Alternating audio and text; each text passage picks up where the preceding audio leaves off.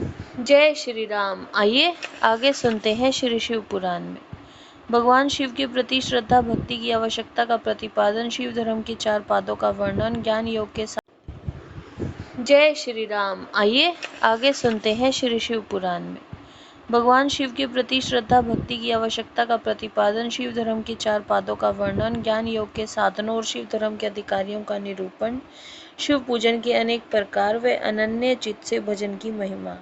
तदंतर श्री कृष्ण के प्रश्न करने पर उपमन्यु मंदराचल पर घटित हुए शिव पार्वती संवाद को प्रस्तुत करते हुए बोले, श्री कृष्ण, एक समय देवी पार्वती ने भगवान शिव से पूछा, महादेव, जो आत्म तत्व आदि के साधन में नहीं लगे हैं, जिनका अंतःकरण पवित्र व वशीभूत नहीं है, ऐसे मंदमती मृत्युलोकवासी जीवात्माओं के वश में आप किस उपाय से हो सकते हैं? महादेव जी बोले, देवी, यदि साधक के मन में श्रद्धा भक्ति न हो तो पूजन, कर्म, तपस्या, जप, आसन आदि ज्ञान और अन्य साधन से भी मैं उसके वशीभूत नहीं होता हूँ।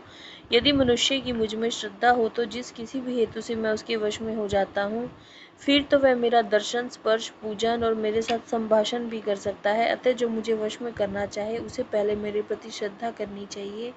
श्रद्धा ही सब धर्म का हेतु है और वही इस लोक में वर्णाश्रमी पुरुषों की रक्षा करने वाली है। जो मानव अपने वर्णाश्रम धर्म के पालन में लगा रहता है, उसी की मुझ में श्रद्धा होती है, दूसरे की नहीं। वर्णाश्रमी पुरुष के संपूर्ण धर्म वेदों से सिद्ध है।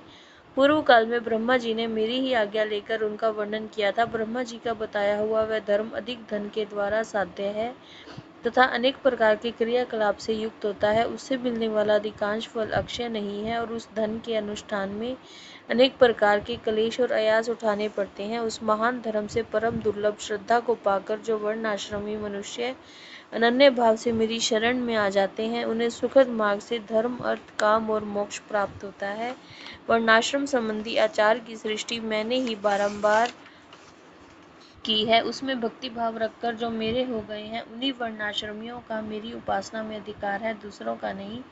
यह मेरी निश्चित आज्ञा है। मेरी आज्ञा के अनुसार धर्म मार्ग से चलने वाले वर्णाश्रमी पुरुष मेरी शरण में आ मेरी कृपा प्रसाद से मल माया आदि पाशों से मुक्त हो जाते हैं और मेरे पुनरावृत्ति रहित धाम में पहुंचकर मेरा उत्तम धर्म में प्राप्त करके परमानंद में निमग्न हो जाते हैं। इसलिए मेरे बताए हुए वर्ण धर्म को पाकर अथवा न पाकर भी जो मेरी शरण ले मेरा भक्त बन जाता है, वह स्वयं ही अपनी आत्मा का उद्धार कर लेता है। यह कोटि कोटि गुना अधिक अलब्ध लाभ है। अतः मेरे मुख से प्रतिपादित वर्ण धर्म का पालन अवश्य करना चाहिए। जो मोक्ष मार्ग से विलग होकर दूसरी किसी वस्तु के लिए श्रम करता है, उसके लिए वही सबसे बड़ी हानि है, वही सबसे भारी त्रुटि है, वही मोह है और वही अंधता और मूर्खता है। देवेश्वरी, मेरा जो सनातन धर्म है वह 4 चरणों से युक्त बताया गया है। उन चरणों के नाम है ज्ञान, क्रिया, चर्या और योग। पशु, पाश और पति का ज्ञान ही ज्ञान कहलाता है। गुरु के अधीन जो विधि पूर्वक षड्धर शोधन का कार्य होता है, उसे क्रिया कहते हैं। मेरे द्वारा विहित वर्णाश्रम पर युक्त जो मेरे पूजन आदि धर्म है, उनके आचरण का नाम चर्या है। मेरे बताए हुए मार्ग में ही मुझ में सुस्थिर भाव से चित्त लगाने वाले साधक के द्वारा जो अंतःकरण की अन्य वृत्तियों का निरोध किया जाता है, उसी को योग कहते हैं। देवी, चित्त को निर्मल वह प्रसन्न बनाना अश्वमेध यज्ञों के समूह से भी श्रेष्ठ है, क्योंकि वह मुक्ति देने वाला है।